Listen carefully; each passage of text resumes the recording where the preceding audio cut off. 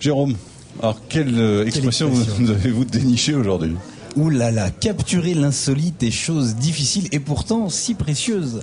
Voilà quelques heures que j'arpente les expositions ou les salles de projection de ce festival et j'ai l'impression d'être à 1000 milles de toute réalité, de voyager d'un bout à l'autre du monde. Et forcément, devant tant d'images, on est émerveillé, incité à prendre soin de celle qui est à l'honneur. Ces jours-ci, j'ai nommé Dame Nature. Et alors tout de suite, la question qui vient à l'esprit, c'est mais comment font-ils pour capter des images comme celle-ci ? Comment ont-ils pu réussir à immortaliser des instants magiques éphémères ? Remarquez, il faut dire que le chasseur d'insolites est un photodidacte diplômé de l'école des beaux-hasards. Un genre d'agité de la focale qui a toujours un cadreur d'avance pour viser, je dirais même improviser, et capturer au petit bonheur la chasse et sans objectif précis, un morceau de seconde sur sa pellicule 36 poses, 800 hasards. Et forcément, c'est Dame Nature qu'il photographie, sous toutes ses coutures, vue du ciel, de la terre, de la mer, sa faune, sa fleur, ses espèces végétales, ses espèces animales. Mais il faut dire que parfois Dame Nature est difficile à saisir, elle est volatile. Et dans son boîtier, le photographe a beau lâcher le sien de volatile, le petit oiseau a beau sortir le grand jeu, se donner des airs, eh bien pas facile de prendre Dame Nature en photo. Le petit oiseau va sortir. Eh bien la voilà l'expression du jour. Pourquoi le petit oiseau ? D'où vient-il ? Et pourquoi le photographe utilise-t-il cette expression ? Alors voici 3 explications vraies de vraies, à peine inventées. À vous de retrouver laquelle est la véritable. C'est la partie interactive de cette chronique. Première explication. Alors on doit cette expression, le petit oiseau va sortir, à l'inventeur de la photo, qui vous le savez est Nicéphore Niepce. Au début de l'histoire de la photo, l'appareil ressemblait étrangement à une cage d'oiseaux recouverte d'un tissu noir, une sorte de chambre noire. Bon, à cette époque, se faire photographier, c'était rare, c'était cher. On est loin du numérique où on peut prendre des photos en nombre illimité. Et une photo était une affaire sérieuse, pas question de décrocher un sourire. D'ailleurs, à cette époque, le photographe n'aurait jamais dit « oui, titi ».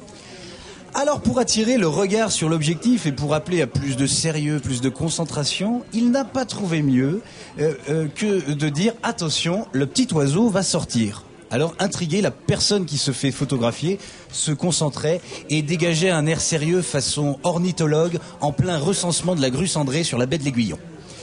Deuxième explication. En fait, l'expression trouve son origine dans la métaphysique et les croyances populaires. De tout temps, l'oiseau a représenté le symbole de l'âme. Les premières expériences de chambre noire avaient des allures de sorcellerie. C'est donc à la peur qu'on doit cette expression. Parce qu'en fait, quand on disait à une personne qui allait se faire photographier « Attention, le petit oiseau va sortir », il fallait entendre « Attention, tu vas te faire voler ton âme ». Troisième explication, le petit oiseau va sortir. Mais de quel oiseau s'agit-il vraiment ? Allez, faites pas les farouches. Oui, vous y avez tous pensé, et vous avez raison. C'est bien de ce fameux petit oiseau dont il s'agit. Pendant la guerre, un certain Suédois nommé Hasselbaldt a mis au point un appareil photo réflexe. Vous savez, ces appareils photo qui se mettaient au niveau du ventre avec le viseur suité au-dessus. Ah oui, ouais. Et en fait, le photographe devrait regarder au-dessus. Et on disait, les personnes qui étaient photographiées se sont amusées à imaginer que le petit oiseau du photographe, caché derrière l'objectif, allait surgir de l'appareil au moment de la prise de vue. Ouvrez la cage aux oiseaux. Alors voilà, 3 explications. À votre avis, laquelle est la véritable ? Patrice Brousseau, vous avez une idée ? J'ai pas bien compris la 3e. Vous n'avez pas voulu la comprendre. On pourrait expliquer. J'aime beaucoup la poésie de la 2e. Mais... L'âme qui s'envole. Ouais. Mais je crois que c'est la première. Ouais. Bruno Retailleau ? Si Patrice dit la seconde, je vais dire la première. Aurélien ? Bon pour la 3e. La 3e, ça m'étonne pas de vous. Leslie ? J'hésite entre la 1 et la 2. J'aime bien aussi la 2e. Ouais. La 1, moi j'aurais dit. Ouais. La 1. Eh ben en fait, pour dire vrai, il n'y a pas d'explication connue. Toutes sont des inventions. On peut supposer que comme l'appareil ressemble à une cage, ça a rappelé l'oiseau. Mais ça fait partie. C'est pareil. Pourquoi on dit Wistiti ? Sans doute, c'est tombé dans l'anonymat. En tout cas, moi ce qui me plaît, c'est de voir que le photographe finalement est un oiselier. Un oiselier qui promènerait ses cages sur l'épaule ou en bandoulière. Et à l'intérieur, il y a des petits piafs qui regardent par l'œilleton le monde et ses beautés. Et parfois, le photographe réveille l'oiseau dans son boîtier Et l'oiseau de sa plume couche l'instant sur le papier. Clic, clac, la photo est prise pour notre plus grand bonheur.